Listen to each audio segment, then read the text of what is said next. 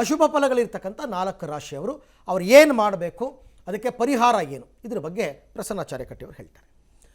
ಮೊದಲಿಗೆ ನಾವು ನಿಮ್ಗೆ ಹೇಳ್ತಾ ಇದ್ವಿ, ಅಶುಭ ಫಲ ಅಂತಂದರೆ ಯಾವುದೋ ಅನವಶ್ಯಕವಾದ ಭಯ ಗೊಂದಲಗಳು ಸರ್ವಥಾ ಬೇಡ. ಈ ಸಂದರ್ಭದಲ್ಲಿ ಅಶುಭ ಫಲವನ್ನು ಯಾವ ರೀತಿಯಾಗಿ ನಾವು ತೆಗೆದುಕೊಳ್ಳಬೇಕು ಅಂದರೆ, ಗ್ರಹಣದ ಹಿಂದೆ ಮುಂದಿನ ದಿನಗಳಲ್ಲಿ ಸುಮಾರು 15 ದಿನಗಳ ಕಾಲ ಎಚ್ಚರಿಕೆಯನ್ನು ಹೆಚ್ಚಿಗೆ ವಹಿಸಬೇಕು, ಜಾಗೃತೆಯನ್ನು ವಹಿಸಬೇಕು. ಮತ್ತು ಅದಕ್ಕೆ ಇರತಕ್ಕಂಥ ಪರಿಹಾರಗಳನ್ನು ತಿಳಿದುಕೊಂಡು ಬಿಟ್ಟರೆ ಹೆಚ್ಚಿನ ಎಚ್ಚರಿಕೆಗೆ ಮಾತ್ರ ಅಶುಭ ಅಂತ ಹಾಕಿರೋದೇ ಹೊರತು ಗೊಂದಲವನ್ನು ಸೃಷ್ಟಿ ಮಾಡುವುದಕ್ಕೆ ಸರ್ವಥಾ ಅಲ್ಲ ಅಂತ ಇಟ್ಟುಕೊಂಡು ವೃಷಭ ರಾಶಿಯನ್ನು ನೋಡೋಣ. ನಾವು ಮೊದಲಿಗೆ ಇವರು ಹೆಚ್ಚಿಗೆ ಎಚ್ಚರಿಕೆಯನ್ನು ವಹಿಸಬೇಕು. ಅಶುಭ ಫಲದ ರಾಶಿಯಾಗಿದೆ ಇವರಿಗೆ. ಇವರ ಚಿತ್ತ ಬುದ್ಧಿ ಅಂತಕ್ಕಂಥದ್ದು ಏನಾಗಿದೆ, ಸ್ವಲ್ಪ ಯಾವಾಗಲೂ ಚಂಚಲವಾಗಿಯೇ ಇರ್ತದೆ. ತುಂಬ ಮಾತಾಡ್ತಾರೆ, ಹಲವಾರು ವಿಧವಾದಂತಹ ದಿನಚರಿಗಳನ್ನು ಇರಬಹುದು, ಲೈಫ್ ಸ್ಟೈಲನ್ನು ಪ್ಲ್ಯಾನ್ ಮಾಡ್ತಾರೆ. ಆದರೆ ಇಂಪ್ಲಿಮೆಂಟೇಷನಲ್ಲಿ 1-2 ಆಗೋದು ಕಷ್ಟ ಆಗಿರ್ತದೆ. ಆದರೆ ಇದು ಚಂದ್ರಗ್ರಹಣವೇ ಆದ್ದರಿಂದ, ಚಂದ್ರ ಮನಸ್ಸಿಗೆ ಅಭಿಮಾನಿ ದೇವತೆ ಆದ್ದರಿಂದ ಇನ್ನೂ ಸ್ವಲ್ಪ ಮಾನಸಿಕ ವೇದನೆಗಳು ಇತ್ಯಾದಿಗಳೆಲ್ಲ ಆಗ್ತಕ್ಕಂಥ ಪ್ರಸಂಗಗಳಿರ್ತದೆ. ಆ ಕಾರಣದಿಂದಾಗಿ ಯಾರಾದರೂ ಜೊತೆಯಲ್ಲಿ ವ್ಯವಹಾರವನ್ನು ಮಾಡಬೇಕಾದ್ರೆ ಮಾತಿನಿಂದ, ನಿಮ್ಮ ಕೃತ್ಯದಿಂದ, ನಿಮ್ಮಿಂದ ಬೇರೆಯವರಿಗೆ, ಬೇರೆಯವರ ಕೃತ್ಯದಿಂದ ನೀವು ಕೂಡ ಯಾವುದೇ ವಿಧವಾದ ಮಾನಸಿಕ ಅಸ್ವಸ್ಥತೆಗೆ ಒಳಗಾಗುವುದು ಬೇಡ. ನೀವು ವಿಶೇಷವಾಗಿ ಚಂದ್ರನ ಉಪಾಸನೆಯನ್ನೇ ವಿಶೇಷವಾಗಿ ಮಾಡಬೇಕಾಗ್ತದೆ ತಾವು. ಅದರಿಂದ ವಿಶೇಷವಾಗಿ ಮಾನಸಿಕ ಧೈರ್ಯ, ಮಾನಸಿಕ ಸ್ಥೈರ್ಯಾದಿಗಳೆಲ್ಲ ಲಭಿಸ್ತದೆ. ನೀವು ಏನಾದರೂ ಕೂಡ ವಿಶೇಷವಾದ ಪರಿಹಾರ ಅಂತ ಬಂದಾಗ, ಇವಾಗ ನೋಡಿ ವೃಷಭ ರಾಶಿಯ ಪರಿಹಾರ ಕಾಲಕ್ಕೆ ಆಂಜನೇಯ ಬಂದ. ಆಂಜನೇಯನ ಪರಿಹಾರವೇ ನಿಮಗೆ ಅಸಾಧ್ಯವಾದದ್ದನ್ನೆಲ್ಲ ಸಾಧಿಸಿಕೊಡ್ತಾನೆ. ಅಸಾಧ್ಯ ಸಾಧಕ ಸ್ವಾಮಿನ್ ಅಸಾಧ್ಯಂ ತವ ಕಿಂವದ ರಾಮದೂತ ಕೃಪಾ ಸಿಂಧೋ ಮತ್ಕಾರ್ಯಂ ಸಾಧೆ ಪ್ರಭು ಎಂಬುದಾಗಿ ಆಂಜನೇಯನಿಗೆ ನೀವು ಮಾಡ್ತಕ್ಕಂಥ ಉಪಾಸನೆಯಿಂದ ನಿಮ್ಮ ಅಶುಭದ ಎಲ್ಲ ವಿಧವಾದ ಸಮಸ್ಯೆಗಳ ನಿವಾರಣೆ ಆಗ್ತದೆ. ಅದಾದ ನಂತರದಲ್ಲಿ ಇರತಕ್ಕಂತಹ ರಾಶಿ ಕನ್ಯಾ ರಾಶಿ. ಕನ್ಯಾ ರಾಶಿಯವರಿಗೆ ಏನಾಗಿರ್ತದೆ ಅಂತಂದರೆ, ಇವರಿಗೆ ಸ್ವಂತ ನಿರ್ಧಾರಗಳನ್ನು ತೆಗೆದುಕೊಳ್ಳೋಕ್ಕಾಗೋದಿಲ್ಲ. ಅದರ ಜೊತೆಗೆ ಈ ಸಂದರ್ಭದಲ್ಲಿ ಏನಾಗಿರ್ತದೆ ಅಂದರೆ, ಮನೆಯವರು, ಹಿತೈಷಿಗಳು, ಹಿರಿಯರು ಹೇಳ್ತಕ್ಕಂತಹ ಯಾವುದೇ ವಿಚಾರಗಳನ್ನು ಇವರು ಒಪ್ಪಿಕೊಳ್ಳುವ ಸ್ಥಿತಿಯಲ್ಲಿ ಇವರು ಇರೋದಿಲ್ಲ. ಹೊರಗಡೆಯವರು ಏನಾದರೂ ಹೇಳಿದರೆ ಅನ್ಯರು ಅದನ್ನು ಬಹಳ ಬೇಗನೆ ಒಪ್ಪಿಕೊಂಡು ಅದನ್ನು ಆಚರಣೆ ಮಾಡಬೇಕು ಎಂಬುವ ಮನಸ್ಥಿತಿಯಲ್ಲಿ ನೀವು ಇರ್ತೀರಿ.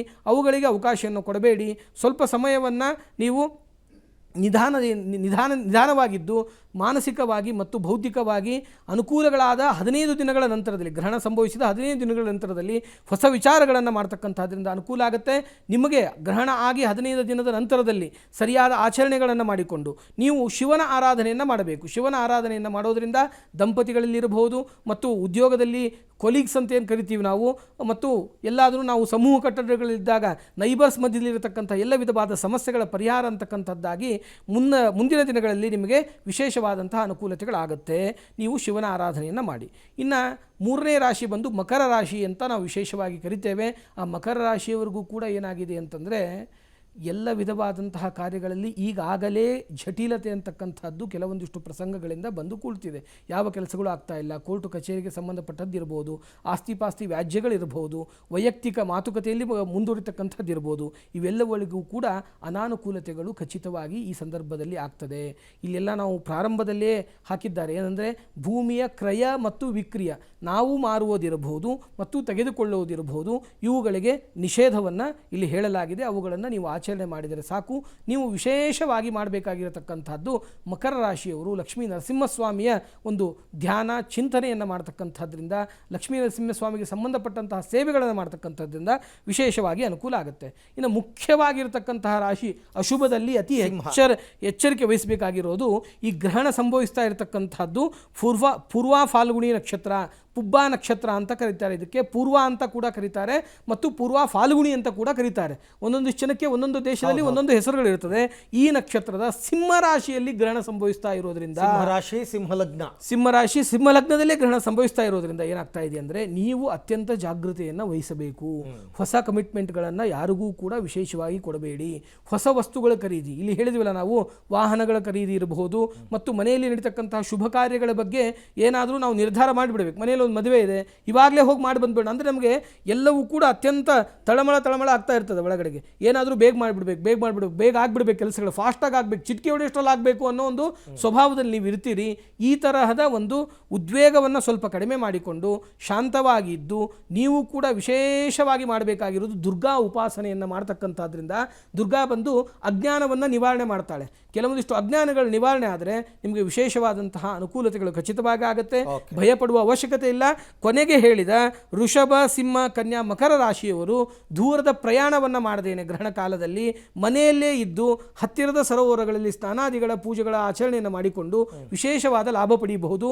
ಮಿಕ್ಕ ರಾಶಿಯವರು ಮೊದಲೇ ಹೇಳಿರ್ತಕ್ಕಂತಹ ಮಿಥುನ, ತುಲಾ, ವೃಶ್ಚಿಕ, ಮೀನ ರಾಶಿಯವರು ಇರಬಹುದು, ಮೇಷ, ಕರ್ಕ, ಧನು, ಕುಂಭ ರಾಶಿಯವರು ಇರಬಹುದು. ಇವರು ತೀರ್ಥ ಸ್ನಾನಾದಿಗಳನ್ನು ಮಾಡಿ ಪುಣ್ಯವನ್ನು ಕೂಡ ವಿಶೇಷವಾಗಿ ಸಂಪಾದನೆ ಮಾಡಿಕೊಳ್ಳಬಹುದು. 12 ರಾಶಿಗಳ ವಿಚಾರ ಆಯಿತು ಗುರುಗಳೇ. ಗ್ರಹಣ ಸಂದರ್ಭದಲ್ಲಿ ಪ್ರಾಕೃತಿಕ ವಿಕೋಪಗಳು ಹೆಚ್ಚಾಗುತ್ತವೆ ಅಂತ ಕೆಲವರು ಅಭಿಪ್ರಾಯ ಪಡ್ತಾರೆ. ಹೋದ ವಾರ ಮಲೇಷ್ಯಾ ದೇಶದಲ್ಲಿ ಕಂಡು ಕೇಳರಿಯದ ಶತಮಾನದ ಪ್ರವಾಹ ಆಗಿತ್ತು. ಅದಾದ ನಂತರ ಈಗ ಯುದ್ಧಗಳು ಸಂಭವಿಸ್ತವೆ. ಕಳೆದ ವಾರ ಪಾಕಿಸ್ತಾನ ಅಫ್ಘಾನಿಸ್ತಾನ ಯುದ್ಧ ಆರಂಭ ಆಯಿತು. ಇವತ್ತು ಇರಾನ್ ಮೇಲೆ ಅಮೆರಿಕ ಮತ್ತು ಇಸ್ರೇಲ್ ದಾಳಿ ಮಾಡಿವೆ. ನಿಜಕ್ಕೂ ಕೂಡ ಗ್ರಹಣಗಳಿಗೂ ಇವಕ್ಕೂ ಸಂಬಂಧ ಇದೆಯಾ? ಖಂಡಿತವಾಗಿ ಇದೆ. ಗ್ರಹಚಾರ ಅಂತಕ್ಕಂಥದ್ದು ಯಾರ ತಾತನ ಮನೆಯ ಗಂಟಲ್ಲ. ಗ್ರಹಚಾರ ಹೇಳಿದಾಗೆ ಕೇಳಬೇಕು. ಇದಕ್ಕೆ ಉದಾಹರಣೆ, ನಾಳೆ ಬೆಳಗ್ಗೆ ಎದ್ದು ನಾನು 7 ಗಂಟೆಗೋ 6 ಗಂಟೆಗೋ ಕಾಫಿ ಕುಡಿತೀನಿ ಅಂತ ಅಂದರೆ ಆ ಸಮಯಕ್ಕೆ ಅವನು ಕುಡಿಯೋಕ್ಕಾಗಲ್ಲ. ಆ ಗ್ರಹಚಾರದ ಸಮಯ ಯಾವಾಗ ನಿರ್ಧಾರವನ್ನು ಮಾಡಿದೆಯೋ ಆವಾಗಲೇ ಅವನು ಕಾಫಿ ಕುಡಿಬೇಕು. ಹಾಗೆ ಈ ಒಂದು ಗ್ರಹಣದಿಂದ ನಮ್ಮ ಪ್ರಾಕೃತಿಕ ಮೇಲೆ ಏನೇನು ಆಗಬಹುದು. ಮಂಗಳವಾರ ನೋಡಿ, ಇವತ್ತು ಮಂಗಳವಾರ ನಾವೇನು ಹೇಳ್ತೀವಿ, ಬಹಳಷ್ಟು ಜನ ಶುಭಪ್ರದ ಅಂತಾರೆ. ಆದರೆ ಯಾವುದಾದ್ರೂ ಒಂದು ಮಗು ಜನನವಾದರೆ ವಾರಶೂಲ ದೋಷ ಅಂತ ಕರಿತೇವೆ, ಹೌದಲ್ವಾ? ಅದು ಮಂಗಳವಾರ ಅಗ್ನಿ ತತ್ವ, ಬೆಂಕಿಯಿಂದ ತೊಂದರೆ. ಇತ್ತೀಚೆಗೆ ನೀವು ನೋಡ್ಬೋದು ತುಂಬಾ ಜನ ಮಂಗಳವಾರ ಶುಭ ಕಾರ್ಯಗಳನ್ನು ಮಾಡಲ್ಲ. ಅಲ್ಲಲ್ಲ, ಶುಭ ಕಾರ್ಯ ಮಾಡೋರು ಇದ್ದಾರೆ, ಮಾಡದನೇನು ಇರು ಇದ್ದಾರೆ. ಅದೇ ಹೇಳಿದ್ದ ಹಾಗೆ ಅಗ್ನಿ ತತ್ವ ಅಂತಕ್ಕಂಥದ್ದು ಹೆಚ್ಚಾಗ್ತಕ್ಕಂಥದ್ದು. ಈಗ ಚಂದ್ರನನ್ನ ಜಲಕಾರಕ ಅಂತ ಕರಿತೀವಿ ನಾವು. ಮನಸ್ಕಾರಕ, ಜಲಕಾರಕ, ಮಾತೃಕಾರಕ. ಅಂದರೆ ನೋಡಿ, ಮಳೆಗಾಲ ಅಂತಕ್ಕಂಥದ್ದು ಪ್ರತಿ ವರ್ಷ ನಮಗೆ ಯಾವಾಗ ಪ್ರಾರಂಭ ಆಗ್ತಾ ಇತ್ತು? ಜೂನು ಅಥವಾ ಮೇ ಅಂತ್ಯ, ಮೇ ಅಥವಾ ಜೂನ್. ಆದರೆ ಈಗ ಮಾರ್ಚ್ ಅಂತ್ಯದಿಂದಾನೇ ಪ್ರಾರಂಭ ಆಗತ್ತೆ. ಇದನ್ನು ಚೆನ್ನಾಗಿ ನಾವು ಅರ್ಥ ಮಾಡ್ಕೋಬೇಕು. ಪ್ರಾಕೃತಿಕ ಮೇಲೆ ಯಾವ ರೀತಿ ಪರಿಣಾಮ ಬೀರ್ತಾ ಇದೆ ಅಂತ ಅಂದರೆ, ಇದು ಹಿಂದೆ ಸೂರ್ಯಗ್ರಹಣ ಅಂತಕ್ಕಂಥದ್ದು ನಡೆದಿದೆ.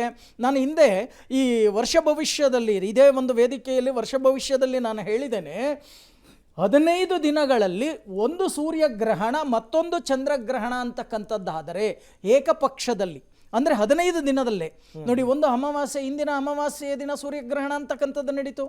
ಈಗ ಚಂದ್ರಗ್ರಹಣ ಅಂತಕ್ಕಂಥದ್ದು ನಡೀತಾ ಇದೆ. ಈ ಒಂದು ಅತ್ಯಂತ ಹತ್ತಿರದಲ್ಲಿ ಚಂದ್ರಗ್ರಹಣ ಸೂರ್ಯಗ್ರಹಣ ಎರಡು ಸಂಭವಿಸಿರುವುದರಿಂದ ವಿನಾಶಕಾಲ ವಿಪರೀತ ಬುದ್ಧಿ ಅಂತ ಗ್ರಾಮೀಣ ಪ್ರದೇಶದಲ್ಲಿ ಮಾತಾಡ್ತಾರೆ. ಹಾಗೆ ಅತಿವೃಷ್ಟಿ ಅನಾವೃಷ್ಟಿ ಅಂತಕ್ಕಂಥದ್ದು, ಮಳೆ ಅಂತಕ್ಕಂಥದ್ದು ಅಧಿಕವಾಗಿ ಆಗತ್ತೆ. ಮತ್ತು ಎಷ್ಟೋ ಕಡೆ ಭೂಕಂಪಗಳಾಗ್ತಕ್ಕಂಥ ಸಾಧ್ಯತೆ ಇದೆ. ಶತ್ರುಗಳಿಂದ ನಮ್ಮ ಭಾರತ ದೇಶಕ್ಕೂ ಕೂಡ ಸಮಸ್ಯೆಗಳು ಹೆಚ್ಚಾಗ್ತಕ್ಕಂಥದ್ದು ಕೂಡ ಕಂಡು. ರೈಟ್, ಓಕೆ ಗುರುಗಳೇ. ನನಗೆ ಬಹಳ ಏನಂದರೆ ಎಕ್ಸಾಮಿನೇಷನ್ ಟೈಮು ಹೇಳಿ ಕೇಳಿ, ಇವಾಗ ಎಲ್ಲ ವಿದ್ಯಾರ್ಥಿಗಳು ಎಕ್ಸಾಮಲ್ಲಿ ರೆಡಿ ಆಗ್ತಾ ಇದ್ದಾರೆ. PUC ಎಕ್ಸಾಮ್ ಸ್ಟಾರ್ಟ್ ಆಗಿದೆ ಇವತ್ತಿಂದ. ಅದರ ಜೊತೆಗೆ SSLC ಎಕ್ಸಾಮ್ ಸದ್ಯದಲ್ಲೇ ಶುರು ಆಗ್ತಾ ಇದೆ. ವಿದ್ಯಾರ್ಥಿಗಳ ಮನಸ್ಸು ಚಂಚಲವಾಗುತ್ತಾ ಈ ಸಂದರ್ಭದಲ್ಲಿ, ಅಥವಾ ಅವ್ರಿಗೇನಾದ್ರು ಅಭಯವನ್ನು ಕೊಡ್ತೀರಾ ತಾವು ಅಂತ ಎಕ್ಸಾಮ್ ಟೈಮಲ್ಲಿ? ಬಹಳ ವಿಶೇಷವಾದ ಪ್ರಶ್ನೆ, ಇದು ಅನಿವಾರ್ಯವಾದ ಪ್ರಶ್ನೆ. ಯಾಕಂದರೆ ಇವತ್ತಿನ ವಿದ್ಯಾರ್ಥಿಗಳೇ ನಮ್ಮ ನಾಳಿನ ಸತ್ಪ್ರಜೆಗಳು, ಅವರೇ ನಾಯಕರಾಗಬೇಕು ಮುಂದಿನ ದಿನದಲ್ಲಿ. ಅವರು ಈ ಸಂದರ್ಭದಲ್ಲಿ ತೆಗೆದುಕೊಳ್ತಕ್ಕಂತಹ ಪರೀಕ್ಷೆಗಳು ಅಂತಕ್ಕಂಥದ್ದು ನಿಜವಾದ ಅಗ್ನಿ ಪರೀಕ್ಷೆ. ಇದು ವಿಶೇಷವಾಗಿ ಆ ನಿಟ್ಟಿನಲ್ಲಿ ನೋಡ್ತಕ್ಕಂಥದ್ದಾದರೆ 3 ವಿಷಯಗಳನ್ನು ನಾವಿಲ್ಲಿ ಅರ್ಥ ಮಾಡಿಕೊಳ್ಬೇಕು. ಚಂದ್ರನ ಗ್ರಹಣವೇ ಆದ್ದರಿಂದ, ಚಂದ್ರ ಮನಸ್ಸಿಗೆ ಅಭಿಮಾನಿ ದೇವತೆ ಆದ್ದರಿಂದ ಮೊದಲೇದಾಗಿ ಚಂದ್ರನ ಉಪಾಸನೆ ಅಂತಕ್ಕಂಥದ್ದು ಬಹಳ ವಿಶೇಷ. ಅದಕ್ಕೆ ಅದರ ಬಲಗಳ ಪ್ರಾಪ್ತಿಗಾಗಿ ಗೋವಿನ ಉಪಾಸನೆ ಮತ್ತು ಗೋವಿಗೆ ಹಸಿರು ಹುಲ್ಲನ್ನು ಕೊಡೋದ್ರಿಂದ. ಯಾಕೆಂದರೆ ಗೋವಿನಲ್ಲಿ ಸಾರ್ಧತ್ರಿಕೋಟಿ ದೇವತಾ ಸನ್ನಿಧಾನ ಇರ್ತದೆ. ನಾವು ಬೇರೆ ಎಲ್ಲಾದರೂ ಹೋಗಿ ವರ ಪಡಿಬೇಕು ಅಂದರೆ ಒಂದು ದೇವತಾ ಉಪಾಸನೆ ಮಾಡಿದರೆ ಆ ದೇವತೆಗೆ ತಿಳಿಸಿದ ವೈಶಿಷ್ಟ್ಯತೆಗಳ ಲಾಭಗಳನ್ನು ಮಾತ್ರ ಪಡಿಬೋದು. ಆದರೆ ಗೋವಿಗೆ ಮಾಡೋದ್ರಿಂದ ಮುಕ್ಕೋಟಿ ದೇವತೆಗಳ ಅನುಗ್ರಹ ಅಂತಕ್ಕಂಥದ್ದು ನಮಗೆ ಬಹಳ ಬೇಗನೆ ಆಗುತ್ತೆ. ಅದನ್ನು ಮಾಡ್ಕೊಳ್ಬಹುದು ಎಲ್ಲ ವಿದ್ಯಾರ್ಥಿಗಳು. ಎರಡನೇದಾಗಿ ಬಂದು ಮನಸ್ಸಿಗೆ ಅಭಿಮಾನಿ ದೇವತೆಗಳು ಬಂದು ರುದ್ರದೇವರು. ಆ್ಯಕ್ಚುಲಿ ಇಂಗ್ಲೀಷಲ್ಲಿ ಒಂದು ವರ್ಡ್ ಇದೆ, ಮೆಂಟಲಿ ಅಂತ ಒಂದು ಕರೀತಾರೆ ಅವರು. ಆದರೆ ಶಾಸ್ತ್ರ ನಾವು ಒಂದೇ ವರ್ಡ್ ಅಂತ ಕರೆಯೋದಿಲ್ಲ. ಮೆಂಟಲಿ ಮಾನಸಿಕ ಬೇರೆ, ಬೌದ್ಧಿಕ ಬೇರೆ ಅಂತ ನಾವು ಹೇಳ್ತಕ್ಕಂಥವ್ರು ಶಾಸ್ತ್ರದಲ್ಲಿ. ಆ ರೀತಿಯಾಗಿ ನೋಡ್ತಕ್ಕಂಥದ್ದಾದರೆ ರುದ್ರದೇವರನ್ನು ಮತ್ತು ಆಂಜನೇಯನನ್ನು, ಮುಖ್ಯಪ್ರಾಣನನ್ನು ವಿಶೇಷವಾಗಿ ಉಪಾಸನೆ ಮಾಡಬೇಕು. ಅಲ್ಲಿ ಹೇಳ್ತಾ ಇದ್ದೇವೆ, ಬುದ್ಧಿರ್ಬಲಂ ಯಶೋಧೈರ್ಯಂ ನಿರ್ಭಯತ್ವಂ ಅರೋಗತಃ ಅಜಾಡ್ಯಂ ವಾಕ್ಪಟುತ್ವಂಚ ಹನುಮಸ್ಮರಣಾತ್ ಭವೇತ್ ಅಂತ. ಎಲ್ಲ ಪರೀಕ್ಷೆಗೆ ಕಾಶಿಗೆ ಹೋಗ್ತಕ್ಕಂಥವರು ರುದ್ರದೇವರ ಸಹಿತವಾಗಿ ಶುದ್ಧ ಸ್ಫಟಿಕ ಸಂಕಾಶಂ ತ್ರಿನೇತ್ರಂ ಚಂದ್ರಶೇಖರಂ ಇಂದು ಮಂಡಲ ಮಧ್ಯಸ್ಥಂ ಒಂದೇ ದೇವಂ ಸದಾಶಿವಂ ಅಂತ ಆ ರುದ್ರದೇವರನ್ನ ಭಜಿಸ್ತಾ ಮುಖ್ಯಪ್ರಾಣದೇವರನ್ನ ಆಂಜನೇಯನ ಭಜಿಸ್ತಾ ಹೋದರೆ ವಿಶೇಷವಾದಂತಹ ಅನುಕೂಲತೆಗಳು ಬೌದ್ಧಿಕವಾಗಿ ಮಾನಸಿಕವಾಗಿ ಅನುಕೂಲತೆಗಳು ಖಚಿತವಾಗಿ ಆಗುತ್ತೆ. ಗುರುಗಳೇ, ತಾವೇನು ಹೇಳ್ತೀರಾ? ವಿದ್ಯಾರ್ಥಿಗಳಿಗೆ ಏನು ಹೇಳೋದಕ್ಕೆ ಬಯಸ್ತೀರಾ ಗ್ರಹಣದ ಹಿನ್ನೆಲೆಯಲ್ಲಿ? ಆದಷ್ಟು ಮನಸ್ಸನ್ನು ಏಕಾಗ್ರತೆಯಲ್ಲಿ ಇಟ್ಕೋಬೇಕು. ಪ್ರಾತಃ ಕಾಲದಲ್ಲಿ ಸ್ವಲ್ಪ ಧ್ಯಾನ ಮಾಡಬೇಕು.